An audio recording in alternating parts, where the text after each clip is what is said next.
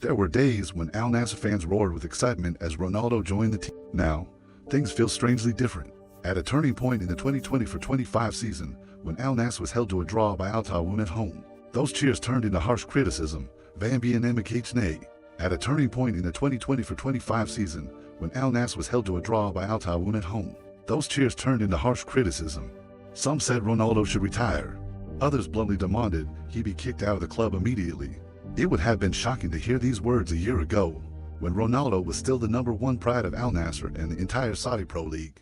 Now, his very absence has become a reason for people to doubt him. To consecutive matches without playing, not listed in the squad, not seen in the stands, and all of it happening right when Al-Nassr is struggling. Initially, coach Stefano Pioli said Ronaldo had a minor muscle issue and needed rest. A few days later, he claimed Ronaldo had a cold, but no one believed it, because people remember that since May 2023, Ronaldo has played 109 matches for Al-Nassr and only missed 6, mostly due to injury. His continued absence in 2 must-win matches is seen as a suspicious sign for Al-Nassr fans. This is even harder to accept because they believe Ronaldo no longer has the fighting spirit he once had and seems to be planning a quiet exit. He hasn't spoken to the media, only posted supportive stories for the team on Instagram, still maintaining a professional appearance. But that very silence has made people feel distant from him. The familiar fire has gone no more defiant head lifts when the team falls behind in the eyes of fans. Ronaldo was once a symbol, but that symbol is fading as the team declines and he disappears. They don't blame him for not scoring. He still leads the league scoring chart with 23 goals this season. What they do blame is his prolonged silence and absence when Al-Nassr needs a leader, both on and off the pitch. As some have said after the draw with Al-Tawun, Ronaldo used to be the driving force. Now he's just a question mark.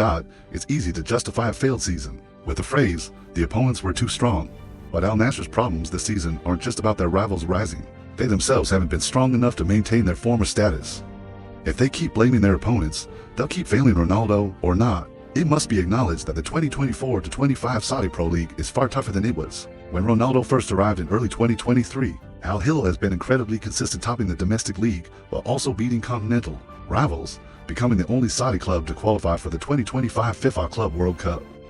Al-Ahly, despite a dip in form, still had enough grit to defeat Al-Nassr in the crucial round 30 matchup. Al-Ahly, despite a dip in form, still had enough grit to defeat Al-Nassr in the crucial round 30 matchup. Unlike a year ago, Saudi clubs now have more stars, better quality, deeper squads, and greater ambition, but that doesn't explain all the failures. Al-Nassr is failing because they lack a solid system. From a team built around Ronaldo with explosive energy, they've become predictable and easy to shut down. Coach Rudy Garcia was sacked, followed by Luis Castro, and now it's Stefano Pioli in charge. None of them have been able to establish a clear identity. Ronaldo continues to score consistently, but when he drops deep to help create chances, no one steps up as the finisher, and when he stays in the box, the ball either arrives too late or at the wrong spot. The defensive system is fragile. This season, Al-Nassr has conceded 37 goals in 30 to Saudi Pro League matches, more than both Al-Ahly and Al-Tawun. Center back Aymeric Laporte has had conflicts with Coach Pioli and often trained separately.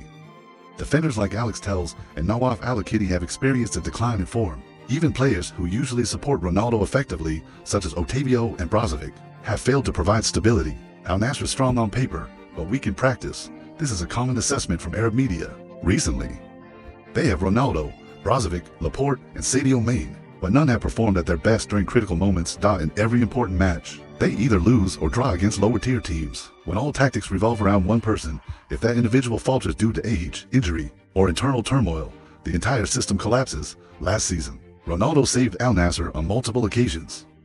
This season, when he's absent or not performing explosively, Al-Nassr immediately becomes a lackluster team in the harsh desert.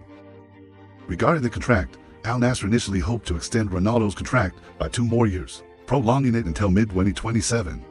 The compensation remained unchanged, and there was even the possibility of adding special clauses regarding commercial rights and image events. The figure of €200 million per year was considered a comprehensive package, including the role of Middle East football ambassador.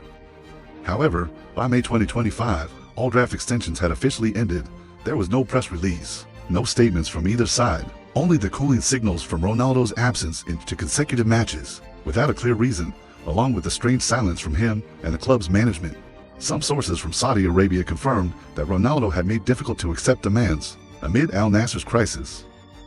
Specifically, he was said to want the club to dismiss coach Stefano Pioli and to overhaul the squad by removing Some foreign players who no longer met expectations, implying names like Aymeric Laporte, Alex Telles, and Sadio Mane. There were even reports that Ronaldo had proposed a list of new players and suggested a replacement coach for a club under the control of Saudi Arabia's public investment fund. These demands are not merely technical issues. For a club under the control of Saudi Arabia's public investment fund, these demands are not merely technical issues. Retaining Ronaldo may still be a commercial advantage, but it means accepting a trade-off in the club's governance power. Conversely, if they don't meet his demands, Al-Nassr risks losing a global star to a rival within the same system, like Al-Hilal. The issue becomes more complicated, as Al-Nassr is currently experiencing internal turmoil. Coach Pioli is said to have lost control of the locker room. Laporte wants to leave. Brozovic remains silent. Fans are increasingly reacting negatively to Ronaldo's disappearance, not believing Pioli's claim that he merely has a cold, as the media collectively suspects that Ronaldo is sidelining himself to pave the way for a departure. Re-signing him suddenly becomes a sensitive matter. Furthermore, Al-Nassr ended this season empty-handed, even failing to secure a spot in next season's AFC Champions League elite. Keeping Ronaldo at all costs for publicity is no longer effective. When the team can't compete on major stages. As for Ronaldo, he doesn't hide his ambition to continue playing and hasn't considered retirement, but that doesn't mean he'll accept staying at a declining club. With internal chaos and insufficient competitiveness for titles, especially since his goal of reaching 1,000 career goals remains, he needs high-quality matches to achieve this career milestone. Thus, the contract renewal saga is not just about money or time, but a matter of honor, influence, power, and choice. Stay and fade away or leave to salvage the final chapter of his career. Currently, all signs suggest that the door to staying with Al-Nassr is narrowing. So, where should Ronaldo go? CR7 has scored 33 goals in 39 matches this season, leading the Saudi Pro League top scorers list through round 32. No one doubts his goal-scoring ability, but those impressive numbers couldn't salvage a trophyless season, let alone rescue a declining Al-Nassr.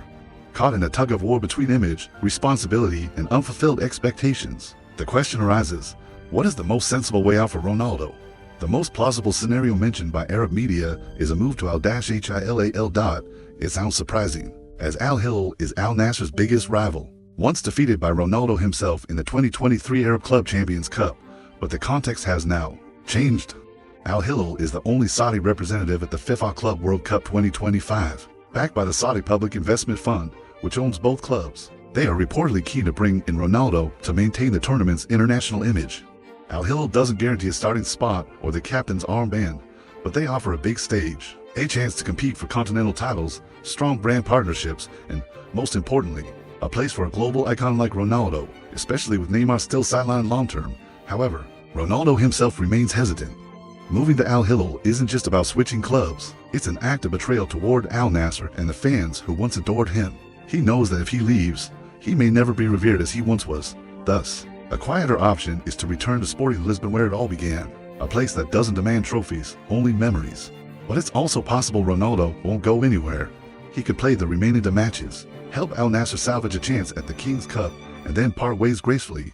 After that, he could focus on the Nations League with Portugal, where he still has a place, at least in spirit. Ultimately, Ronaldo remains a glorious chapter in football.